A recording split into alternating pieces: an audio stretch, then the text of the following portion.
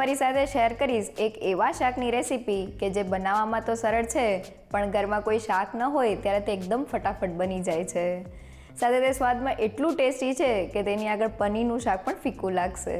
તો ચાલો રેસીપી શરૂ કરીએ.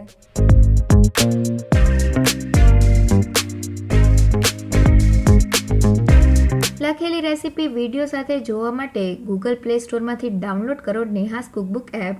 સાથે મારી ચેનલને સબસ્ક્રાઇબ કરી બેલ આઇકોનને જરૂરથી દબાવો નવા રેસીપી વિડીયો સૌથી પહેલાં જોવા માટે. હોટલના શાક પણ ફીકા લાગે તેવું ટેસ્ટી શાક બનાવવા માટે મેં અહીંયા 3 કપ અને વજનમાં 100 ગ્રામ જેટલા કોથમીરના પાન લીધેલા છે. તો મેં અહીંયા ડાળી નહીં, ફક્ત પાનનો જ ઉપયોગ કરેલો છે અને તેને સારી રીતે ધોઈ અને કોરા કરી લીધેલા છે. સાથે મેં અહીંયા પાનને થોડા ઝીણા સુધારી લીધેલા છે. તો હવે આ પાન સાથે કોફતા બનાવવા માટે ઘરમાં રહેલી વાટકીના માપથી કોથમીના પાનને લઈ લઈએ. તો 2 વાટકી જેટલા પાન મિક્સિંગ બાઉલમાં એડ કરી દઈએ. અને હવે કોફતાના બાઇન્ડિંગ માટે મેં અહીંયા ચણાનો લોટ લીધેલો છે. તો ઘરમાં રહેલી આ રીતની મોટી ચમચીના માપથી 5 મોટી ચમચી જેટલો ચણાનો લોટ મિક્સિંગ બાઉલમાં એડ કરી દઈએ. સાથે મેં કોફતાને હેલ્ધી બનાવવા માટે થોડો બાજરીનો લોટ લીધેલો છે.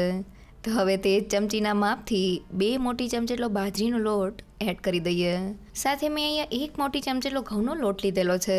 તો જેને એકદમ સહેલું માપ 2 વાટકી કોથમીના પાન સાથે આપણે 8 મોટી ચમચી એટલે કે અડધા કપ જેટલા લોટ લીધેલા છે.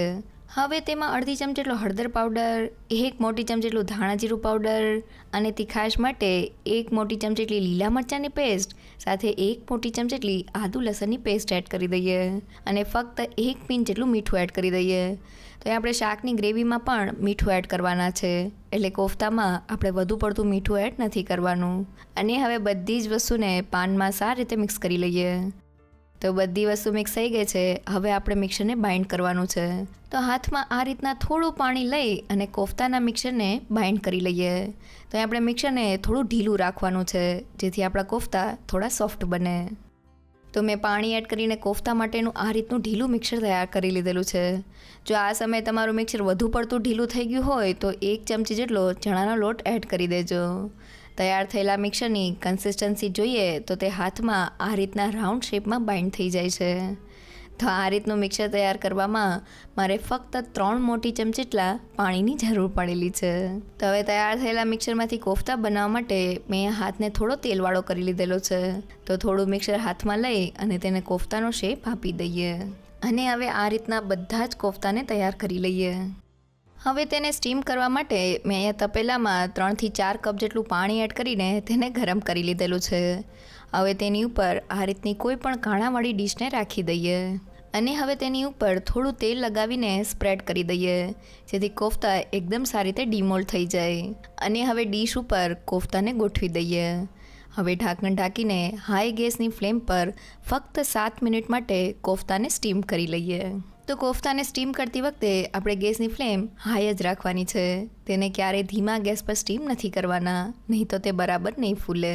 તો આપણા કોફતા સ્ટીમ થાય છે. કોઈ પણ જાતના સોડા કે બેકિંગ પાવડરના ઉપયોગ વગર પણ આ કોફતા એકદમ ફૂલેલા અને ખાવામાં સોફ્ટ બનશે.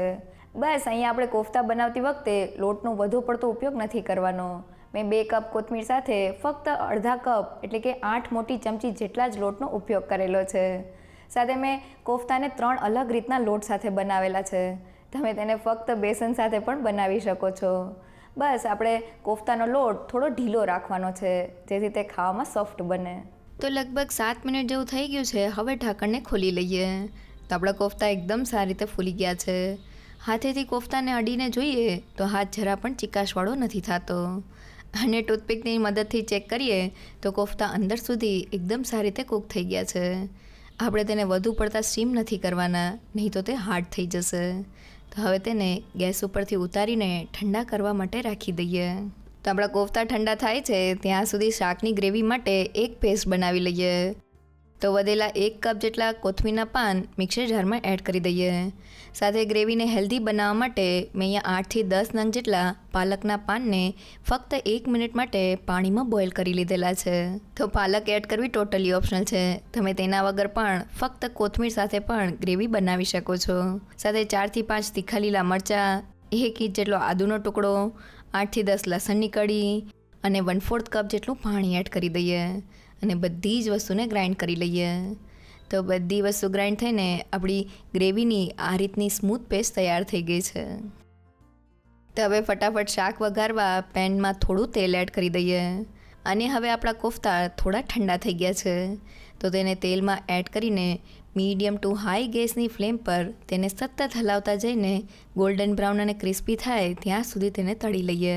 તો અહીંયા શાકમાં તમે સ્ટીમ કરેલા કોફતા પણ એડ કરી શકો છો, પણ તેને આ રીતના થોડા તેલમાં તળવાથી તેની ઉપર એક ક્રિસ્પી કોટિંગ થઈ જાય છે, જેનાથી શાકમાં તેનો સ્વાદ એકદમ સરસ આવે છે. તો લગભગ 3 મિનિટ જેવું થઈ ગયું છે અને આપણા કોફતા બંને બાજુથી એકદમ સારી રીતે તળાઈને ઉપરથી આ રીતના ગોલ્ડન બ્રાઉન થઈ ગયા છે. તો હવે તેને ઝારામાં કાઢી લઈએ, જેથી વધારાનું બધું જ તેલ નીકળી જાય. તો મેં કોફતાને તળ્યા પછી થોડું તેલને કાઢી લીધેલું છે. તો અત્યારે પેનમાં 4 થી 5 મોટી ચમચી જેટલું તેલ છે. તેલનું માપ તમે તમારા ટેસ્ટ પ્રમાણે વધુ કે ઓછું કરી શકો છો. હવે તેમાં 1 ચમચી જેટલું જીરું, 1 પિંચ જેટલી હિંગ અને મેં અહીંયા 1 કપ અને 2 મીડિયમ સાઇઝની ડુંગળીને ઝીણી સુધારી લીધેલી છે. તેને એડ કરીને ડુંગળી સેજ ટ્રાન્સપરન્ટ થાય ત્યાં સુધી તેને સાતળી લઈએ. તો લગભગ 2 થી 3 મિનિટ જેવું થઈ ગયું છે અને ડુંગળી સારી રીતે સતળાઈને ટ્રાન્સપરન્ટ થઈ ગઈ છે. આપણે તેને બ્રાઉન નથી કરવાની. તો હવે શાકની ગ્રેવીને એક બાઇન્ડિંગ અને ક્રીમીનેસ આપવા માટે મેં અહીંયા ફક્ત 1 ચમચી જેટલો ચણાનો લોટ લીધેલો છે. તેને એડ કરીને ધીમા ગેસ પર લોટનો કલર સેજ બદલાય ત્યાં સુધી તેને સાતળી લઈએ. તો લગભગ 1 મિનિટમાં જ આપણો લોટ એકદમ સારી રીતે રોસ્ટ થઈ ગયો છે. તો હવે તૈયાર કરેલી કોથમીરની પેસ્ટને એડ કરી દઈએ અને તેને સારી રીતે સાતળી લઈએ. તો અહીંયા શાકની ગ્રેવીનો ગ્રીન કલર જળવાઈ રહે એટલે આપણે તેને ઢાંકણ બંધ કરીને નથી કૂક કરવાની. બસ થોડીવાર આ રીતના સતત હલાવતા જઈને તેની સાઇડ્સમાંથી તેલ છૂટું પડે ત્યાં સુધી તેને કૂક કરવાની છે. તો લગભગ 3 થી 4 મિનિટ જેવું થઈ ગયું છે અને આપણી ગ્રેવી એકદમ સારી રીતે કૂક થઈને તેની સાઇડ્સમાંથી તેલ છૂટું પડી ગયું છે. તો હવે આ સમયે મસાલામાં 1/2 ચમચી જેટલો હળદર પાવડર, 1 મોટી ચમચી જેટલું લાલ મરચું પાવડર, તો મરચાંનું પ્રમાણ તમે તમારા ટેસ્ટ પ્રમાણે વધુ કે ઓછું કરી શકો છો. સાથે 1 મોટી ચમચી જેટલું ધાણા જીરું પાવડર અને મેં અહીંયા 1/2 ચમચી જેટલો કિચન કિંગ મસાલો લીધેલો છે. સાથે સ્વાદ પ્રમાણે મીઠું એડ કરી દઈએ. તો આ ગ્રેવી ભાજી સાથે બનેલી છે એટલે મીઠું થોડું ધ્યાનથી એડ કરવું. અને હવે બધા જ મસાલાને ગ્રેવી સાથે સારી રીતે કૂક કરી લઈએ. તો લગભગ 1 મિનિટ જેવું થઈ ગયું છે અને મસાલા એકદમ સારી રીતે ગ્રેવીમાં ભળી ગયા છે. તો હવે આ સમયે રસો કરવા માટે મેં અહીંયા 1 કપ જેટલું ગરમ પાણી લીધેલું છે. તેને એડ કરીને ગ્રેવીમાં સારી રીતે મિક્સ કરી લઈએ. તો ઠંડા પાણીની જગ્યાએ થોડું ગરમ પાણી એડ કરવાથી શાકની ગ્રેવીમાં મસાલાની ફ્લેવર એકદમ સરસ જળવાઈ રહે છે. તો આપણી ગ્રેવી સારી રીતે ઉકળવા લાગી છે. હવે તૈયાર કરેલા કોફતાને ગ્રેવીમાં એડ કરી દઈએ અને સારી રીતે મિક્સ કરી લઈએ. અને હવે ગેસની ફ્લેમ લો કરીને ઢાંકણ બંધ કરીને શાકને 4 થી 5 મિનિટ માટે કૂક કરી લઈએ, જેથી ગ્રેવી એકદમ સારી રીતે આપણા કોફતામાં એબ્ઝોર્બ થઈ જાય. તો આપણી શાકની ગ્રેવી ઉકળી રહી છે. આ ગ્રેવીને આપણે કોથમીર અને પાલકની ભાજી સાથે બનાવેલી છે. એટલે ગ્રેવીમાં થોડો બેસન એડ કરવાથી તે ગ્રેવીને એક બાઇન્ડિંગ અને ક્રીમીનેસ આપશે. સાથે આપણે ગ્રેવીને કોફતા સાથે 3 થી 4 મિનિટ માટે ઉકાળવાની છે, જેથી ગ્રેવીની એકદમ સરસ ફ્લેવર આપણા કોફતામાં આવી જાય. તો લગભગ 5 મિનિટ જેવું થઈ ગયું છે. હવે ઢાંકણને ખોલી લઈએ. તો તમે જોઈ શકો છો કે કોફતાએ એકદમ સારી રીતે ગ્રેવીને એબ્ઝોર્બ કરીને પહેલાં કરતાં થોડા ફૂલી ગયા છે. તો હવે આ સમયે 1/2 ચમચી જેટલો ગરમ મસાલા પાવડર, ફક્ત 1 ચમચી જેટલો લીંબુનો રસ અને થોડા કોથમીરના પાન એડ કરીને બધી જ વસ્તુને મિક્સ કરી લઈએ.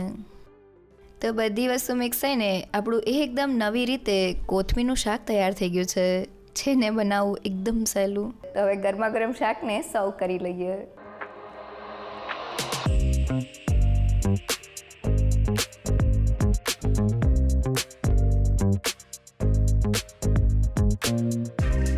તો પનીરનું શાક પણ ફીકું લાગે તેવું એકવાર આ કોથમીરનું શાક ચોક્કસથી ટ્રાય કરવા જેવું છે.